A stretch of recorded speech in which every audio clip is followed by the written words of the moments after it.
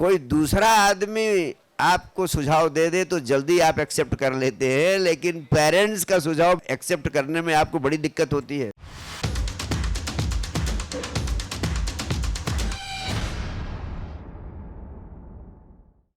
Sir, मेरा नाम doctor Varun Kumar Sharma है। Yes. मैं head of department biotech microbiology and forensic science का हूँ। Yes doctor.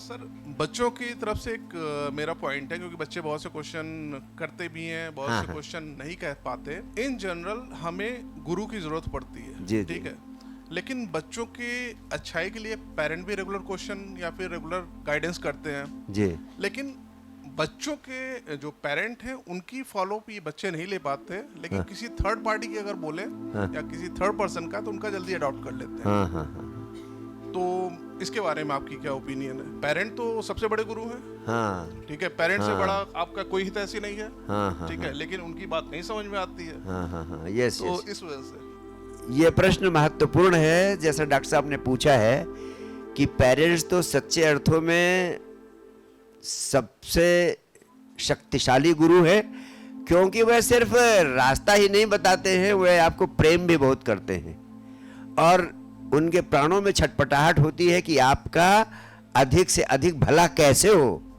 लेकिन डॉक्टर साहब ने कहा कि कोई दूसरा आदमी आपको सुझाव दे दे तो जल्दी आप एक्सेप्ट कर लेते हैं, लेकिन पेरेंट्स का सुझाव एक्सेप्ट करने में आपको बड़ी दिक्कत होती है। जहां तक मैं समझता हूं, पेरेंट्स में और बच्चों में एक मान्यताओं का बहुत बड़ा फर्क पड़ चुका है। बच्चे और माता पिता दोनों में जो ये 25-30 साल का गैप, उम्र का अंतर होता है, कम से कम यही सबसे बड़ी बाधा है। बच्चे एक तो मच फेमिलियरिटी ब्रीड्स कंटेम्प्ट, क्योंकि 24 घंटे उनके साथ रहते हैं तो स्वाभाविक रूप से उनको बहुत सहज लगते हैं। और दूसरी बात, बच्चे आजकल बाहर के संसार का प्रभाव है उनके चित्त पर इतना ज्यादा पड़ता है, चाहे वो सोशल मीडिया हो, चाहे वो यूट्यूब, जितने भी संसाधन हैं या बाहर का जगत है।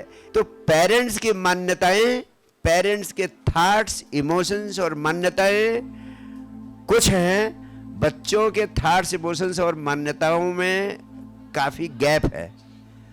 उस गैप के कारण जो माँ बाप कहते हैं उसको और जो बच्चे जिन मान्यताओं को विकसित कर चुके हैं उनमें काफी अंतर हो जाता है। उस अंतर को समाप्त करने के लिए माँ बाप को भी जिद नहीं करनी चाहिए। माँ बाप को भी अपनी समझ उन्हें देनी चाहिए। उसके बाद उनसे कहना चाहिए कि तुम समझदारी से अपने विवेक से निर्णय करो। लेकिन समस्या यही है कि विवेक तो इनके पास है नहीं और वो गलत निर्णय करेंगे हमेशा। इसलिए आपका, प्रोफेसर्स का, शिक्षण संस्थाओं का काम है कि इनके विवेक को जगाने की दिशा में कुछ सक्रिय कदम उठाने चाहिए, कुछ सोच विचार करना चाहिए कि इनका विवेक कैसे भीतर से जागे। जब विवेक भीतर से जागेगा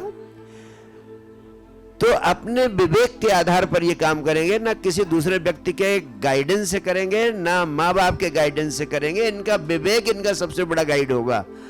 और मैं नहीं चाहता कि ये पेरेंट्स के ब्लाइंड फॉलोअर्स बने या किसी दूसरे ज्ञान देने वाले के ब्लाइंड फॉलोअर्स बने। मैं चाहता हूं कि ये अपने विवेक को जगाएं, क्योंकि जरूरी नहीं है जो माँ बाप गाइडेंस दे रहे हैं वो 100% सही हो। निश्चित रूप से उसमें भी कई तरह की विसंगतियां, वो अपनी मान्यताओं के आधार पर गाइडेंस दे रहे हैं। अगर वो हिंदू हैं तो हिंदू परिवेश में पैदा हुए हैं, तो जो हिंदुओं की मान्यताएं हैं उन हिंदुओं की मान्यताओं के आधार पर ही उसे प्रशिक्षित करेंगे और कहेंगे कि अगर तुम टीका नहीं लगाओ तो टीका लगाना पड़ेगा, ऐसा नहीं करते तो वैसा करना पड़ेगा। मैं नहीं चाहता कि बाहर से चीज़ें थोपी जाएं। मैं नहीं चाहता कि इनको संस्कारित किया जाए एक डर में।